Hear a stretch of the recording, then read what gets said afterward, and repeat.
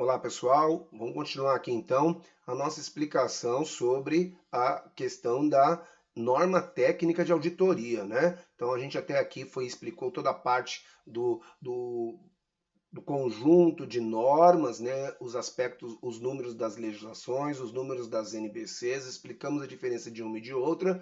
Agora a gente vai entrar nos aspectos aqui das bases e do parecer e das normas gerais, tá bom? Então, vamos continuar aqui no nosso trabalho, né? Então, pessoal, a primeira parte aqui que nós vamos começar é que, segundo a NBC, ela fala que, como base para a opinião do auditor, as normas brasileiras de contabilidade técnicas exigem que ele obtenha segurança razoável de que as demonstrações como um todo estão livres de distorção relevante, independentemente se causadas por fraude ou erro. A asseguração razoável é um nível elevado de segurança. Então, pessoal, o que quer dizer isso aqui? Nós já falamos na sala de aula que a opinião do auditor ela tem que estar embasada, ela tem que ser técnica, ela tem que ser fundamentada em provas e, literalmente, aplicação de técnicas para comprovar, né, se as mesmas estão corretas ou não. Então você vai aplicar um conjunto de procedimentos para provar se isso foi feito de modo adequado ou não. Então, aqui para nós, o importante é um nível aceitável, razoável de segurança. Em nenhum momento o parecer aqui tem por objetivo dar aqui 100% de segurança. É difícil você oferecer tal nível de acurácia para as demonstrações contábeis. Mas é importante que não haja, né, distorções relevantes. Né? Então, muitas vezes, o auditor ele vai ficar perdendo tempo ali procurando um detalhe que é mínimo, um detalhe que diante, né, vamos supor, por exemplo, que você não encontra ali, tem alguma dificuldade com um valor, sei lá, de R$1, um valor mínimo, diante de uma demonstração contábil de um ativo na casa aí de mais de R$1 milhão. O valor é muito pequeno, então às vezes pode acontecer ajustezinho para lá ou para cá sim, né? Então, o que a gente quer é um nível elevado de segurança e não um nível total. O parecer do auditor ele tem que estar quanto mais embasado, quanto mais munido de provas ele tiver, melhor para o mesmo, né? Para o seu parecer ficar mais técnico. Aí aqui a gente entra num aspecto importante que é o conceito de materialidade, que é aplicado pelo auditor no planejamento e na execução da auditoria, e na avaliação do efeito de distorções identificadas sobre a auditoria e de distorções não corrigidas, se houver, sobre demonstrações contábeis. Então aqui depois tem uma NBC específica, que é a NBC, né, técnica 320, ela vai tratar especificamente do planejamento e execução de auditoria, além da NBC-TA 450, que vai tratar das distorções identificadas. E aí você vai ter o quê?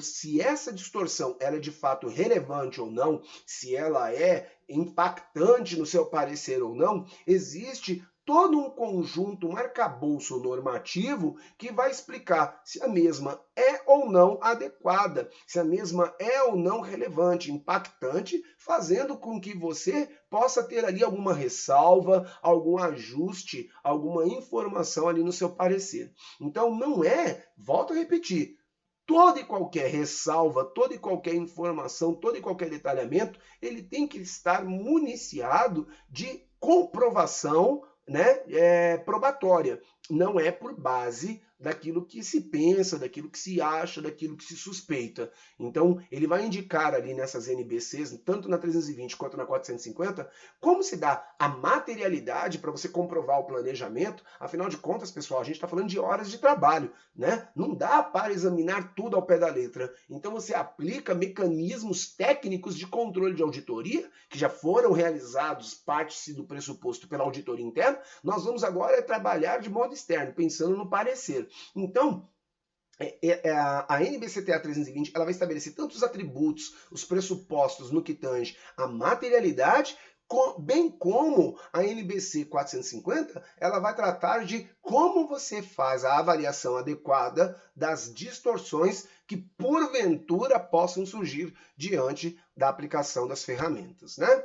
Bom, aqui, vamos continuar aqui a nossa leitura. A estrutura das NBCs contempla uma introdução, os objetivos, os requisitos e uma seção contendo a aplicação e outros materiais explicativos que se destinam a dar suporte ao auditor na obtenção de segurança razoável.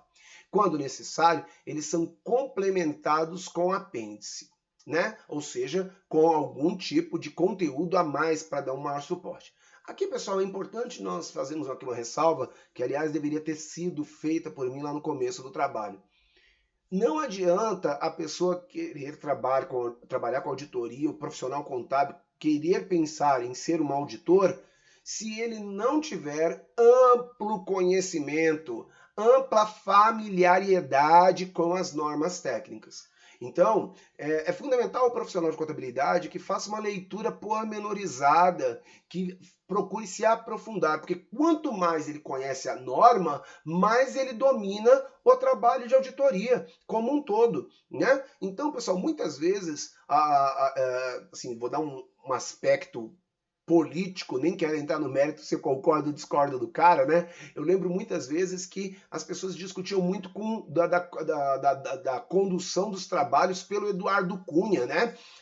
Que hoje está até preso, mas enfim, na época lá do impeachment da Dilma, aquela loucura toda, muita gente discutia os trabalhos do Eduardo Cunha, mas uma coisa que tanto a esquerda quanto a direita concordava é que praticamente ali na Câmara dos Deputados não tinha um único deputado que conhecesse tão bem, que tivesse domínio absoluto tão grande das normas ali, de instrumentos técnicos que compunham ali a normatização e o trabalho na Câmara dos Deputados quanto ele. Então, quando você conhece as normas, quando você tem amplo conhecimento disso, você muitas vezes está na frente dos outros, porque você domina a informação de cunho jurídico. E isso, quando você domina a norma, quando você domina os aspectos técnicos da sua profissão, você tende a estar na frente porque você sabe exatamente aquilo que pode, aquilo que não pode, você conhece os parâmetros, conhece de modo pormenorizado aquilo que contempla o trabalho a qual você executa, né?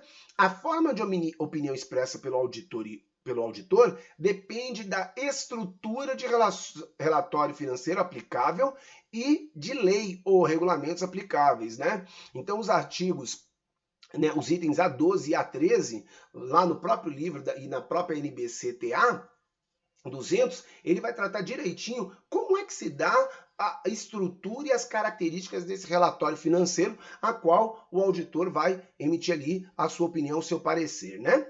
O auditor também pode ter outras responsabilidades de comunicação e de relatório perante os usuários, administração, os responsáveis pela governança ou partes fora da entidade, a respeito dos assuntos decorrentes da auditoria. Essa parte aqui depois nós vamos trabalhar tecnicamente quando a gente estiver falando dos papéis do auditor, quando nós estivermos falando dos papéis de auditoria, quando nós estivermos falando dos objetivos, dos resultados da auditoria, ou seja, o parecer. Aí nós vamos trabalhar direitinho quais são as responsabilidades do auditor no que tange a isso, ao seu trabalho final, com quem que ele se comunica, qual a responsabilidade dele. Nós já discutimos a questão da responsabilidade civil e criminal do mesmo, né? Então a gente vai debater muito aspectos nesse sentido. Como é que se dá o processo de comunicação? É de qualquer jeito? Tem normas para estabelecer esse parecer? Tem regras? O que você tem que colocar? O que pode, o que não pode? Essa parte aí é determinada também pela norma, né?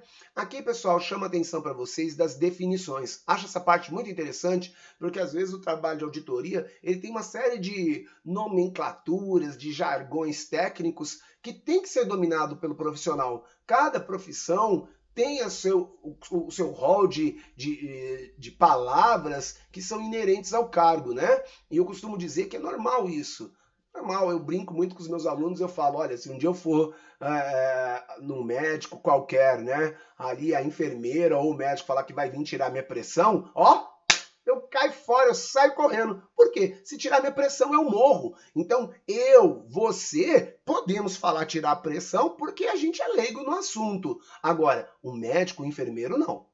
Eles não têm esse direito. Eles não podem, eles têm que usar um vocabulário técnico, um vocabulário profissional. Então, a profissão de auditor, ela também tem uma série de palavras, de jargões, que estabelece e caracterizam o domínio da profissão. Então aqui, olha só, no livro do professor Atier, vamos colocar aqui para que vocês possam ver.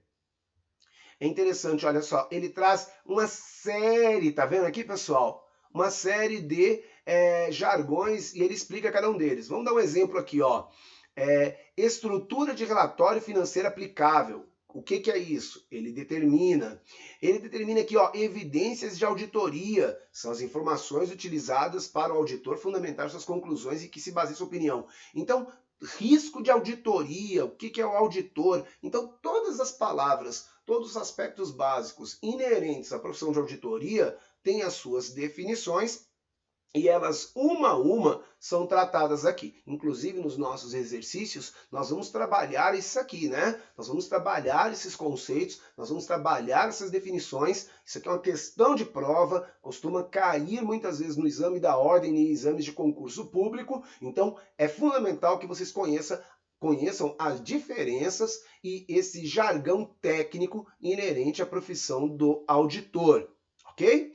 Voltando aqui para a aula, muitas vezes, né, o auditor ele tem que cumprir aspectos de exigências técnicas relevantes, inclusive as pertinentes à independência, no que se refere ao trabalho de auditoria e demonstrações contábeis.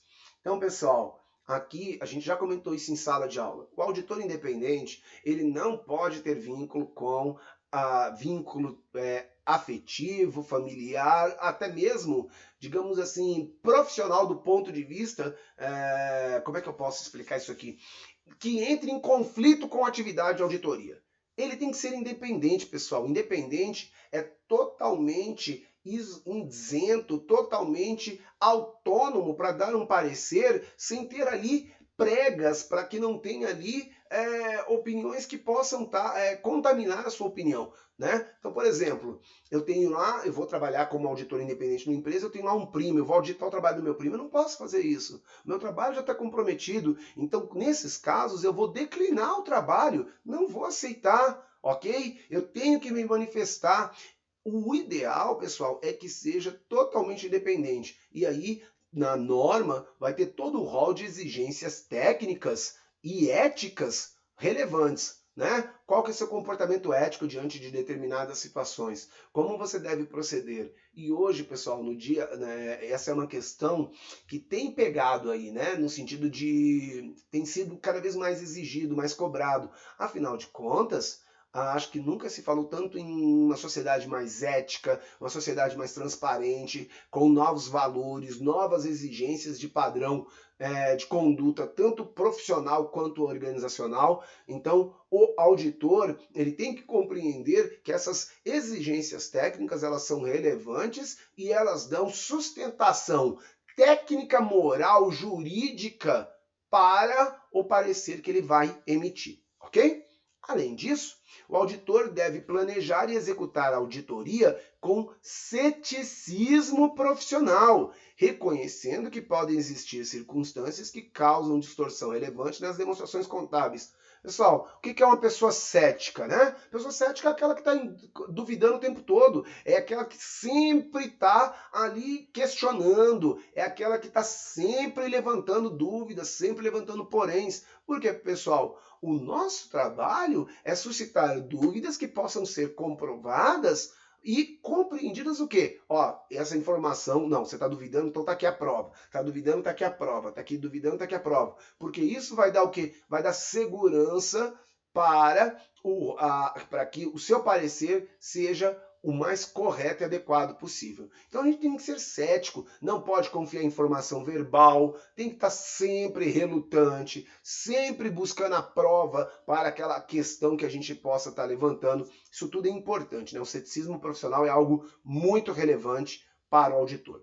O auditor deve exercer julgamento profissional ao planejar e executar a auditoria das demonstrações. Profissionalismo acima de tudo, compreender as suas limitações, as suas dificuldades. Você não é Superman, você não tem como, na condição de auditor externo independente, de examinar toda a documentação. É por isso que os testes de auditoria têm que ser extremamente bem aplicados, extremamente técnicos, extremamente claros, com base na norma. Não pode ser fundamentado em achismo.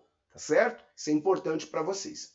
Qual que é o objetivo disso? Obter segurança razoável, para que a evidência de auditoria apropriada e suficiente para reduzir o risco de auditoria a um nível baixo aceitável e, com isso, possibilitar a ele obter conclusões razoáveis e nele basear sua opinião. Então, eu fico perguntando para vocês, né, pessoal, como é que pode, por exemplo, para a gente entender o problema aí da questão da corrupção nas organizações, como é que pode, por exemplo, o parecer da Petrobras ter sido correto, ter sido realizado lá atrás sem ressalvas diante do mar de corrupção que a gente viu a empresa inserida. Não estou aqui levantando aspectos políticos, não estou aqui questionando partido A, B ou C, eu estou discutindo a questão do nosso trabalho de auditor. Como que isso foi feito? Como é que essa auditoria foi planejada? Como é que os profissionais ali envolvidos não averiguaram esses aspectos de segurança? Isso é muito grave, né? Ok? Bom, para a gente finalizar aqui, né, o trabalho de normas técnicas, toda a condução da auditoria deve ser em conformidade com as normas brasileiras de contabilidade, ou seja, aquelas que são relevantes para o trabalho de auditoria. Você tem ainda todo um rol de materiais explicativos que vai ajudar você a ter uma melhor clareza nesse material que você vai produzir, tá certo? E todas as NBCs, elas estão aqui também nesse link do Conselho Federal de Contabilidade. O professor também disponibilizou para vocês. Tá vendo aqui, ó? Então nós temos aqui todo o rol de NBCs-TAs, o trabalho do auditor, cada número delas, se elas já teve revisão ou não, estão vendo aqui o Rzinho que nós falamos lá no começo da aula, a data da publicação da mesma, o nome dela, tá certo? Aqui a questão se há ou não participação do IBRACON e aqui a questão das normas internacionais, tá certo? Então isso aqui é importante, que vocês tenham acesso rápido, porque tem todo um rol, né, de NBCs para explicar o trabalho do auditor independente. Conforme vocês podem ver, é muita coisa, tá certo? Fundamental que conheçamos esses aspectos básicos aí, tá bom? Como eu disse para vocês, a NBCTA 200 é os objetivos gerais. Todas as outras aqui vão trabalhar um aspecto, uma parte do trabalho de auditoria, tá bom? Bom, aqui a gente termina. Na próxima aula agora a gente já começa com as normas brasileiras de contabilidade e vamos falar das normas profissionais, tá bom? Muito bem, pessoal. Bacaninha aqui nossa aula. Já já você acessa então a nossa aula 3 das normas profissionais para a gente continuar a nossa aula de auditoria. Até mais, um forte abraço.